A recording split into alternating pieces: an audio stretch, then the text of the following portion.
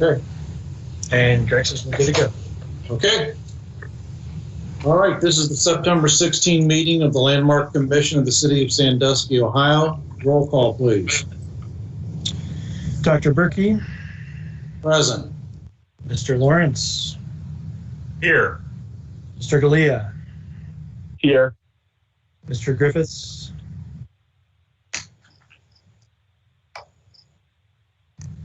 Alan. You're here. Looks like he's... Sorry, I'm here. Hey, Just on mute. I see you. Mr. Nagel. Here. Mr. Meinzer. Here. And Mr. Zulov. Here. All right. Great. First item on the agenda is the July 15 minutes. Do you have any changes?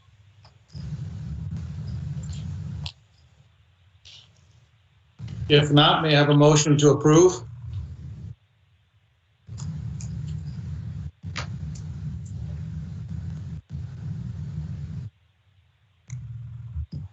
Mr. Chairman, I so move. Second? Second, Mr. Chairman. All those in favor signify by saying aye. Aye. Aye. Minutes approved. The next item on our agenda is a discussion of revisions to the Landmark Preservation Ordinance. Several months ago, Ryan shared a copy of the process used by the Cleveland Landmarks Commission regarding applications for demolition. And I know Tom's been working on language. So why don't we do this? Let's have Tom first share his investigation and thoughts. And then Ryan, if you have some additional comments specific to the ordinance that you shared with us from City of Cleveland, we'll do that, and then we'll open it up for a discussion. So Tom, take it away. Thank you, Mr. Chairman. Give me one moment here.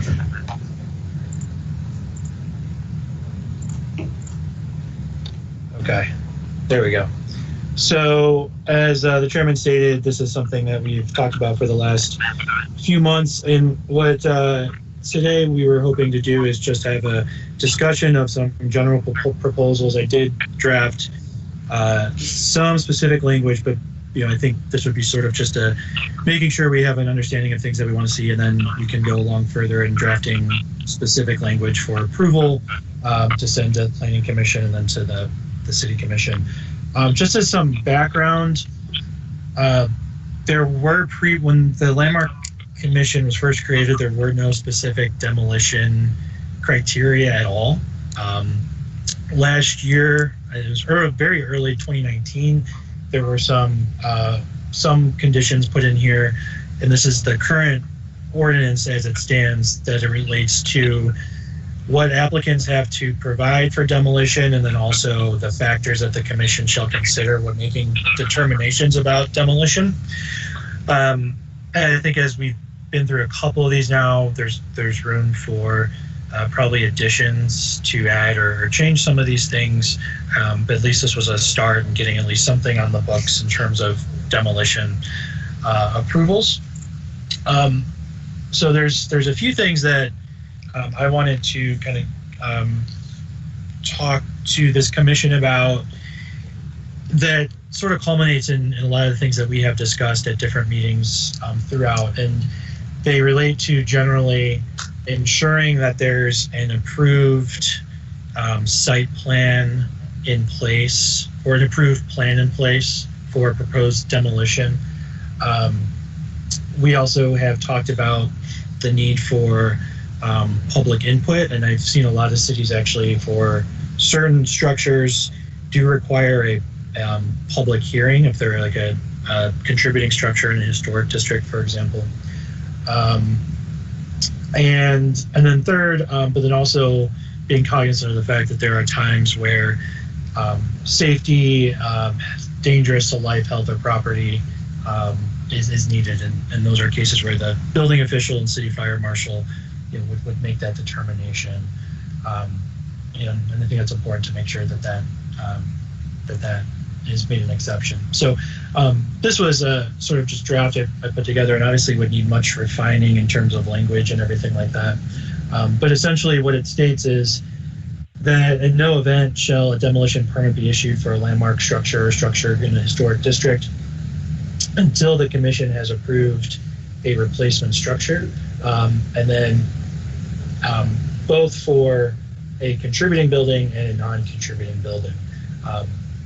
And then below that were criteria listed for when a public hearing may not be required. For example, a non-contributing building, an accessory structure or building, something that's not really of historic value, but just within the district.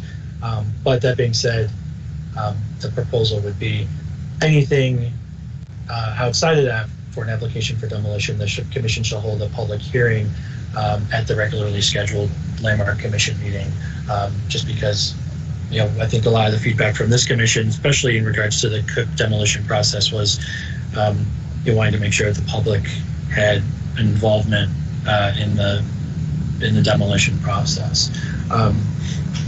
So and then additionally, sorry, let me check one thing here.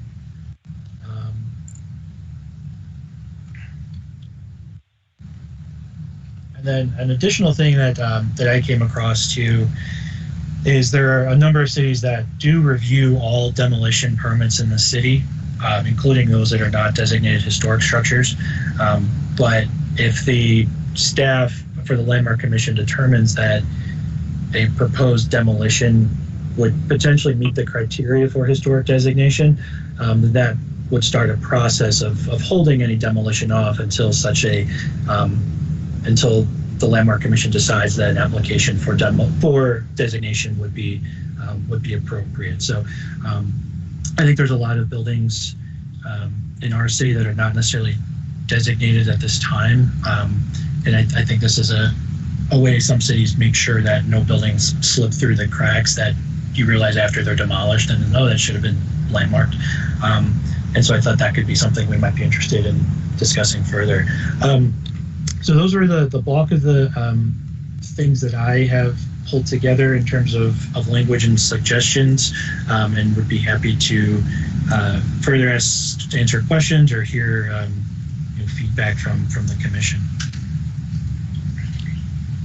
Why don't we give Ryan a moment?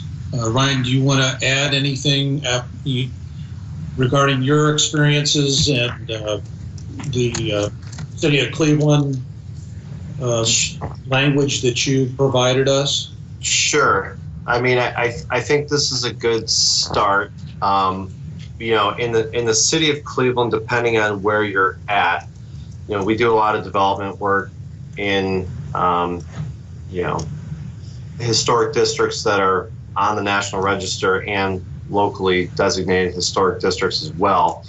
And if we're in one of these districts, the process there is it takes a lot longer and there's more steps, which I don't think we need to do here necessarily. But, in Cleveland, you start out all development plans or plans for demolition. There's a lot of block clubs around the city, and these block clubs are, depending on where you're at, can be very active and very vocal. So you start with the block clubs, and that's your requirement. And if you don't get any support from the block club, it can kill a project right off the bat. I mean, they actually do have a fair amount of persuasion over the other places you need to go in order to get a project approved. So you start with a block club, then you go to a local neighborhood design review. So in our case, it would be the Ohio City Design Review Board. They review it, they give their recommendations, then it goes to Landmarks Commission. So Landmarks then approves or denies, then it goes on to Planning Commission for final approval. But so if it goes through all those things and you receive support along the way, you can submit plans for a building permit or a demolition permit. However, if you don't have your approval from Landmarks Commission, building or zoning will not review your project. They won't start the ticker on the 30-day review period unless you've gotten your Landmarks Commission approvals. And then, Planning Commission typically will go with the recommendations of the Landmarks Commissions. So with the Landmarks Commission in Cleveland, I mean, if you're in a historic district and you want to knock down a building to make way for another project or whatever you're doing, Landmarks Commissions typically require up to a design development set of drawings for whatever is going to replace it. And, a design development set of drawings is, next step, you're going in for construction, you're starting construction documents. So a DD set of drawings, if somebody's making an investment in bringing on an architect, an engineer, and signing up to do DD level drawings, you're making a significant time and monetary investment in the project that you're planning. So it gives the Landmarks Commission a little more confidence that, this isn't, you didn't hire an architect to render a picture and say, yeah, this is what we're going to do with no information behind it. I mean, if you're at that point, you've got contractors involved, you've got a DD estimate on the table, and if you have a project or not at DD without going through the entire construction document process. So that's typically what they'll require you to show them, instead of what we were shown when the Cook building was on the table, which was, we received it right before the vote. It was, I don't know what level drawings I would consider that, but it certainly wasn't a DD set. So those are some of the things that they'll require, and the Landmarks approval is a trigger for you even being able to submit for a building or demolition permit. So the building department and Landmarks Commission there work hand in hand in their system to prevent things from kind of slipping through. So Ryan, let me ask this. So am I correct in saying that the Landmark Commission gives approval for demolition, but they don't necessarily involve themselves in how the demolition will take place? I'm looking at our most recent experience, our most recent application, and trying to understand whose responsibility is to make sure that other city landmarks aren't damaged in the demolition process. Where does that take place in the city of Cleveland? That's more in the building and housing department itself. I mean, the Landmarks Commission, if they're involved, they're typically involved pretty early. They'll do site visits. There are experts that can advise, but that's typically Landmarks Commission and somebody from building and housing is involved together working on that. So it's not necessarily one or the other. It would ultimately come down to building and housing, but Landmarks Commission is involved early via site walks. With, it could be somebody, the chief building official or a structural guy from the city or fire marshal or whoever, but it's kind of a joint effort there. Mr. Chairman. Yes, Mike. Yeah, and I know the intent here, of course, is not to criticize a project or an applicant as much as to review our process and how it can be better. Generally speaking, I don't recall having seen the problem we were faced with in particular ever in the past, and I don't know that it would be a frequent occurrence. In this particular case, of course, if someone demolished a building and it resulted in damaging someone else's building, it would be, of course, a matter for the courts, I imagine.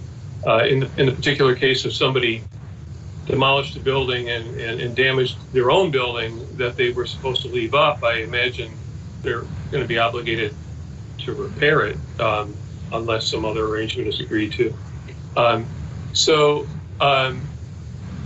What I'm sensing here is that it's a real problem, but probably an uncommon one, and there may not be an easy answer other than being vigilant. And if there is, I'm all for it. But I'm also willing to consider that, you know, it's a knotty one, and there might not be an easy solution. I would like to bring up before we get too far past it that it's, as we talk about demolition permits on landmark buildings, while we're doing this sort of housekeeping, I think it's important to, the history doesn't really matter, but right now the ordinance says that we can't designate a landmark building without the explicit permission of the owner. Now, typically, generally speaking, I wouldn't expect the landmark commission to name a landmark, over strong objections by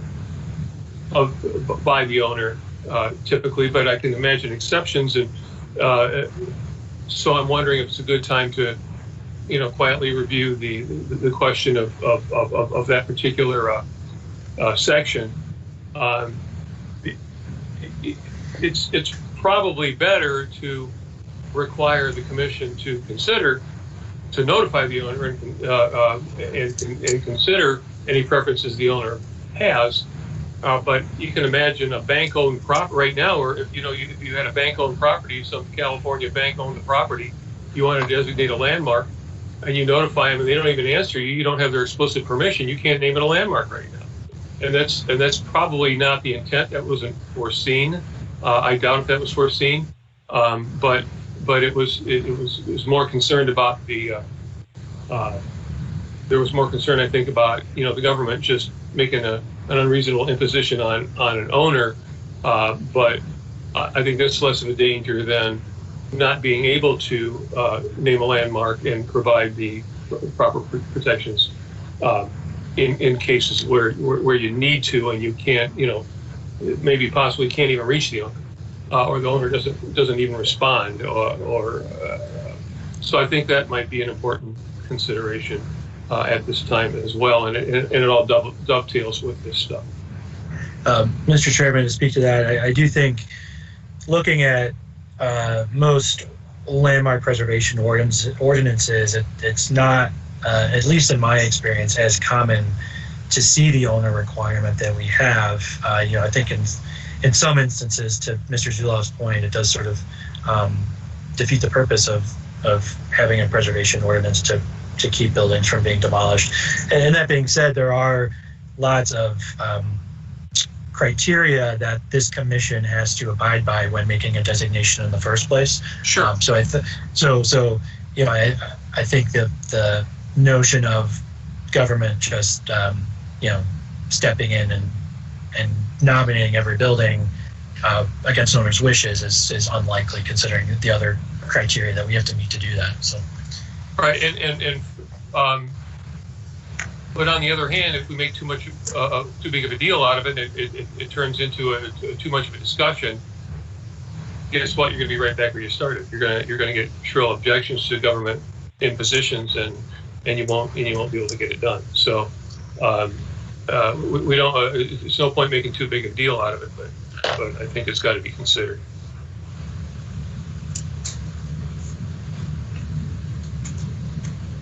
What else? Mr. Chairman? Yes. One other thing, and going back to Mike's point and talking about, in the instance of the last case where they knocked down a building and, caused damage to the one that was to be saved. I mean, in that case, I don't know how much of our responsibility that is, because when it comes down to it, their architect and structural engineer and contractor, or a mixture of all three, didn't do their job appropriately, and the liability ultimately is on them and shouldn't be on this commission to really get too technically involved with something like that. I mean, in that case, if I were the owner, that becomes an insurance claim on, one or all three of those people. So I don't know how in the weeds we need to get involved hands-on wise on that, but something to think about. And I do think something like that is typically a rare occurrence, but it is something to think about. And one more thing on the Cleveland Landmarks Commission, when you're talking about a major project or a demolition and new project there in a historic district, it's typically you don't go to Landmarks Commission once. They will do a preliminary or conceptual landmarks approval, which the architect and owner will present their initial plans before they get down the road of spending too much money, just to get a feel of where the commission's at. It can save a lot of time and anger from owners and architects getting too far down the line just for a commission to say, we don't like that, and they're one step away from, starting construction drawings. So I think, an initial or conceptual phase approval that's, not a final, they would still have to come back, later on once they've developed their drawings further, but to give them an assurance that, we're generally on board with what you're doing, or you need to make these changes before you get to a final approval would be a good idea. Mr. Chairman. Yes. It's been our culture over at least a decade, with all good intention by both the Planning Commission as well, to try to be business friendly, try to not inconvenience applicants too much. But Mr. Nagel brings up the point that you could, by trying to do one and done and be too expedient, it could cost you, and it might be actually more efficient to slow down just a little bit early and make sure that these commissions, both planning and landmark, are in the loop earlier, so that you don't get surprise objections once they, that we've had applications at planning where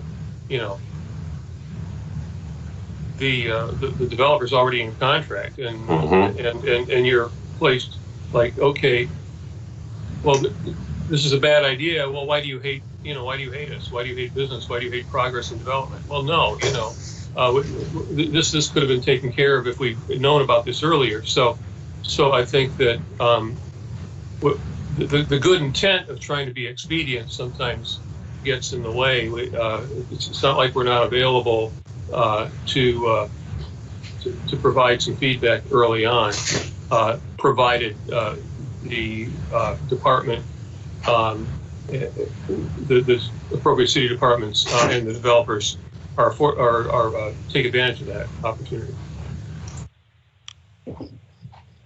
So, Brian, are you suggesting thinking about maybe a two-stage process?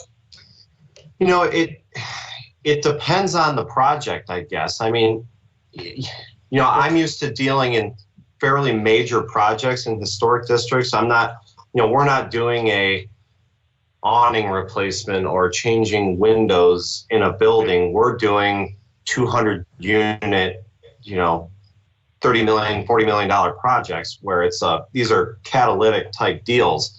So I think and the City of Cleveland Landmarks Commission is the same way. I mean, they will, on big deals, or a project like the Cook or another, the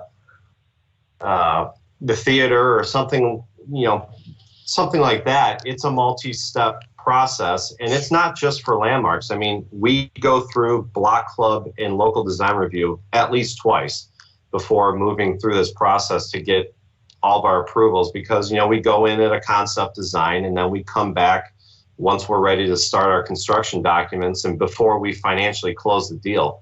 We don't close any real estate deals like this without being entitled. It eliminates the risk because we don't want to travel along down a road just to get to the end and say, well, you guys aren't going to be able to do that because, you know, it's too much exposure on our end. But I think maybe I think it's almost got to be a case-by-case basis where if it's a minor thing, it's a one-stop shop. And if it's a demo and a new construction, it's a two-phase process. Well, and we've been good about that because many of our approvals are allowed at the staff level, at an administrative level without a formal approval from the commission. So, in fact, that's the way our ordinance is set up to allow that. Mm-hmm. So. Mr. Chairman, if I may, it's Alan. I think the thing that I'm hearing here is that really it's about having a better communication capability for people who do want to engage early in the process. At the moment, our process is very much tied to an application, and it's kind of staffed through the city and appears on our desk, or in our email inbox the week before the meeting or a couple days before the meeting or whatever it is. There isn't really, whether it's formal or informal, a process for the kind of thing that's being described in Cleveland, where a developer or someone at an early stage in a project can come in and sit down and say, hey, this is what we're looking at, this is what we're thinking about. Clearly that starts with the planning in terms of the planning department at the city to be monitoring these things and be highlighting, hey, let's get you in front of the Landmark Commission early to talk about these concepts. I don't know that we need to formalize that much, but I think we maybe need to advertise more that this can be an iterative process and that there's a discussion to be had. One thing I liked in the document that Mr. Horstman sent around, which I believe is the City of Cleveland's Landmark Commission process. One of those paragraphs, they talk about if there's a delay to an application, that the commission has an obligation at that point to engage with the applicant to conduct an investigation to find proposed changes or ways of either achieving what the applicant wants or doing something else. And again, I think from our perspective, we've tended to be more passive for a bunch of reasons that may be perfectly valid, but really, particularly on these bigger projects, we as a commission and as a city staff need to be much more proactive about engaging with the applicants early on, or at least as soon as we get wind that something's happening. And on the flip side, encouraging applicants to come to us early in the process. Mr. Chairman, Yes. just a quick note. I'm in general agreement of all of that. I do think that it may, being familiar with Cleveland's landmark process as well, I think there is value in having the full board give a preliminary decision on large projects. With the new Cook construction, that was an example of one that we did bring in the landmark chairman at the time, Mr. Suloff, and met with the owner and architect to sort of have that same informal type of feedback before sending it to the full commission. But I do, and granted, those large projects are not as frequent here necessarily as they are in Cleveland, but I do think there's value in us formalizing that in a way. But to Mr. Griff's point, also just administratively making that more of a push from staff's point of view. So, Mr. Chairman. Yes. Yeah, and to Mr. Horstman's point, and that was productive. I mean, the process of having early discussions. The staff, Ms. Byington had some concerns with the applicant's first proposal as well, and I think it was productive for all concerned that those issues got flushed out early. Because when they aren't, of course, you have all the problems that Mr. Nagel talked about. It was productive in that particular case, I think. I don't know that it wouldn't have been even better to have the full board. It was I think the manager's office that said, hey, let's get somebody from Landmark in here. as far as I'm concerned, it would have been just as well to, do it at a meeting or have a special meeting or have a work session, and any of those things. And I think it would be even more valuable to, get the input from the entire board rather than just a member or two. Sure. Any other thoughts regarding language, let's say specific to demolition applications? Tom, you've heard our discussion. Do you feel that you have enough input to start working on a first draft? Yeah, I think this is, I think we're all in general agreement. I suppose the one question item to Mr. Nagel's point about defining the set, or defining, I guess, the standard for which of development phases that we want to see, just to have to obviously make sure it's more fleshed out than a very preliminary plan, which is all we say in our ordinance now. So I think just finding the right language to make sure it's both reasonable for the applicant, but also shows that they are invested in the project and that it's a feasible project. And then also the second point of clarification, if you will, in terms of submittals for like a demolition plan, I think from what I understand, putting language in there just of making that the Division of Buildings primarily responsibility, because that's where their expertise in, but maybe formalizing a relationship between the Landmark Commission, the Division of Building within that process, just to make sure there's involvement. So is that, I think, on track with I think that would be helpful. So if we approve a demolition and then it leaves our hands, I think it would be helpful for us as a commission to hear back from other divisions in the city and how that's being managed to make sure it's being done safely and protecting other landmark properties. Yes, and to that point, Mr. Chairman, the additional suggestion that I wanted to bring up, and in terms of changes, would be looking at formalizing a post-work process. So like after a certificate of appropriateness is granted, having in our ordinance a sort of follow-up portion, whether that's through building or code compliance, depending on the situation, to ensure that, one, if it's a demolition, to your point, that was carried out appropriately.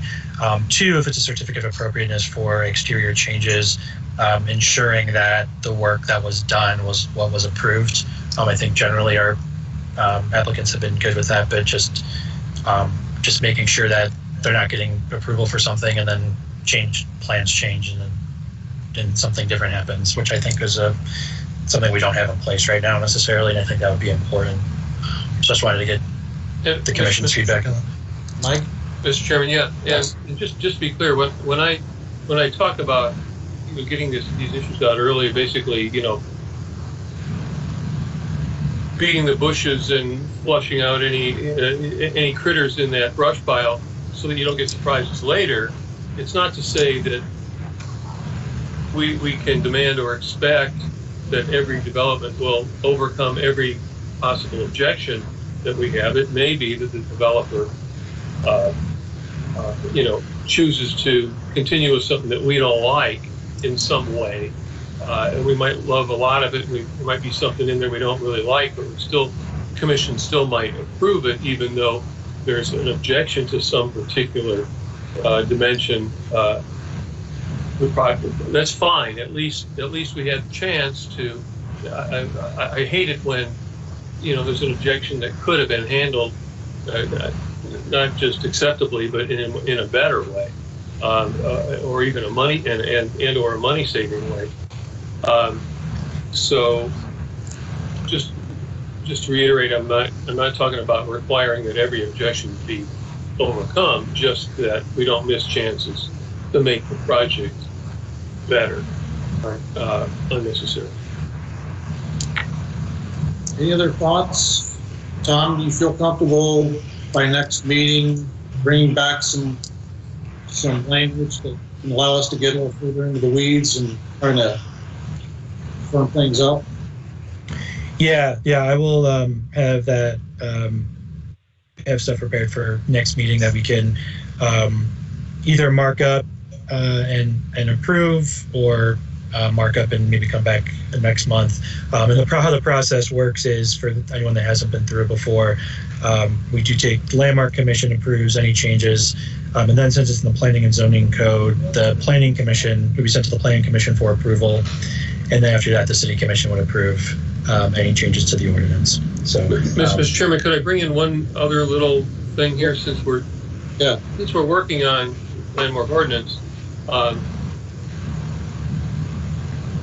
I think it would be useful to have the landmark ordinance to review any references to any lighting ordinance, which we don't really have right now. But we should think about some language to the effect that it would make reference to lighting ordinances, just to make people aware, because it might not be considered at that stage. But if it's in the ordinance, it brings it to light. Also, because sometimes there are options, even when using appropriate lighting of appropriate design for historic structures or historic lighting, there are historic luminaries that are compliant, that are effectively full cutoff, if not fully shielded fixtures. So maybe having that language would make it explicit that it applies here, or just provide a reminder that it is important, and making reference to any, maybe even those words, any other lighting ordinance, because we don't have one yet, but I hope we will have one soon. And I believe, Tom, am I correct, we're working on some of that? Yeah, Greg and I have had discussions about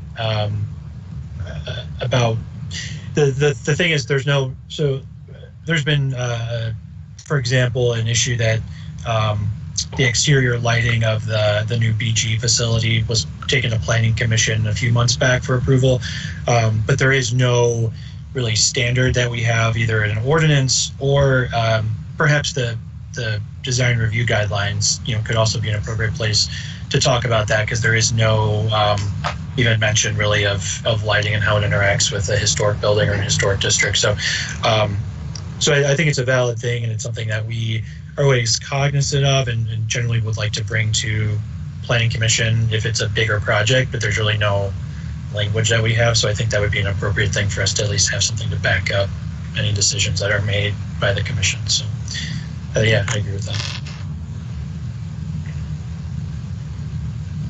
Any other ordinance issues? Any other language regarding ordinances that you want Tom to examine? Okay, so next meeting you'll have something for us to take a look at. What else do you have, Tom? So I have just a couple quick updates here. The Hography Cook new construction building, I heard from the architect and applicant, Mr. Foster. He and the owner, Mr. Hography, are going to be reviewing their bids in the very near future. We'll be making a determination about moving forward, but they've been moving forward with getting construction bids and looking at that, and the city has been in active conversations with them too, looking at financing things, and I know the owner's been in conversations about tenants for the building, so there's very active conversations going on. For just reference, this commission late last year extended the deadline for new construction that was imposed as a condition upon demolition, which was extended to 270 days. So as it stands today, the condition on demolition says by March 8th, 2021 is the date by which new construction must commence. So we still have a bit of time before we get to that point. And then through the State Historic Preservation Office, our Certified Local Government Performance Evaluation is due September 21st, so I've been working on that. It's something that just happens yearly, just to make sure that we as a certified local government are in compliance with state and federal regulations, and we passed last year. So I'll be submitting that, and it's crazy, it's been a year since that's happened already. And then also Ohio History Fund and CLG grants will be coming up. The CLG grants are for certified local governments, of which we are one. They do have some programs that are full grants that don't require any matching funds in certain cases. So I think staff will be exploring some potential options that we may submit an application for, and then bring that before you guys to discuss. I think that will happen probably in January or February. We want to make sure we get something set before that. So there are some pending transactions in terms of significant landmark buildings that may be being transferred among different owners. And I'd say probably within the next month we'll have some information and update on those, as well as any potential plans. So those are all the updates I have for now. I'm going to make a suggestion. I don't want to get away from us the concern that Mike raised again with us regarding owner requirement approval for a landmark commission. Maybe for our next meeting, if we can get on the agenda the process that we should be using, and are we carrying forward with trying to name other landmarks in the city, which gets then to Mike's issue of, do we, how realistic is that a workable set of conditions to have the property owner give approval to the siting of a landmark of their property? And so maybe we get it back on the agenda to examine, are there other landmarks out there that we want to pursue? If we can get back on that, maybe it gets closer to Mike's concern. Sure. Mr. Mike? Chairman. Yes. Also, that's an important point. Also, a lot of owners see designation as landmark as value added. I think that's more common as a flagged building or a local landmark, even if they don't go through the process or don't quite qualify for national designation. See it as value added.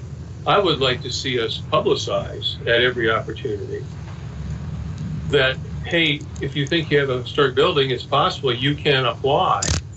We can do this for you. If you ask, we can consider your property as a landmark. I think more owners than that would see it as value added, not an imposition. Good point. And there may be some confusion out there also among property owners that, sure, you're invading my property and you're going to put all these conditions on me. I think the more that we can communicate and educate the community on that, it's helpful as well. Tom, you got anything else? That's all for me. Do we have any new business from members? Well, I'm going to make announcements every once in a while regarding the status of the Johnson House, so I can say that any day now we will be transferring ownership to Laren Weichel, who has purchased the property. So the Old House Guild has been successful in getting back all of the funds that they contributed into safeguarding the property with a little bit extra, and we're hoping that they continue on this route of finding their next project. So you'll be seeing that transfer in the newspaper hopefully within a week. We had over 30 showings on that property. Wow. Great news. Anything else for the good of the order? Mr. Chairman. Just one more quick thing, Mr. Chairman. Yes. I meant to mention, at least 3 people have said, "How come nothing's happening in the Fike building?" And I have to say, well, I've seen quite a crew doing demo in there, so it's not like nothing's happening. So I don't know. It's not really our job, really, to publicize that. But I even had one city commissioner, ask me. But maybe there's a way to get a release out or drop a hint to the developer because people think nothing's happening there. And I recall the same thing happening that led to a lot of negative comments and cynicism with the Chesapeake building. People don't understand the process and all the work that has to be done that's not all that visible.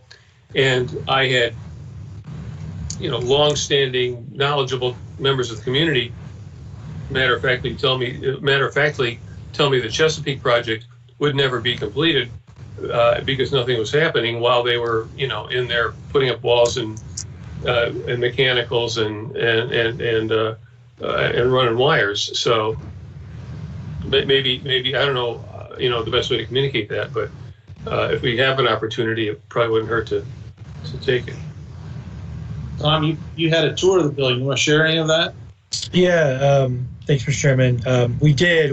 Mike Maroos took us through a couple weeks ago and showed us the lobby area, which is the old bank lobby, which is being restored. We went up to the 8th floor as well, which the entirety of the building has been demoed on the inside. So we did actually post from the city's social media accounts pictures from that tour and giving an update. That the construction is commencing. But anything that the more we can do to get that word out, I think is good. But I think it was so got a long way to go, but an exciting project. So It was good to see. Yeah. John, you had something you wanted to add? Yep, just a question too, through you, Mr. Chairman, for Tom. I'm sure we'll see an update on the State Theater in the near future too, on their project. So we should be getting.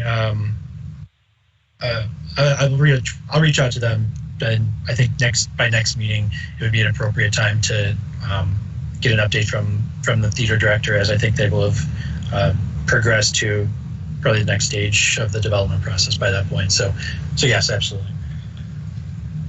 Great. Anything else?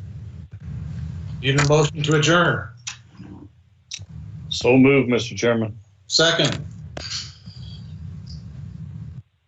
Adjourn. Stay safe, everybody. Thanks. Thank you. Bye-bye. Joe Galea is now exiting.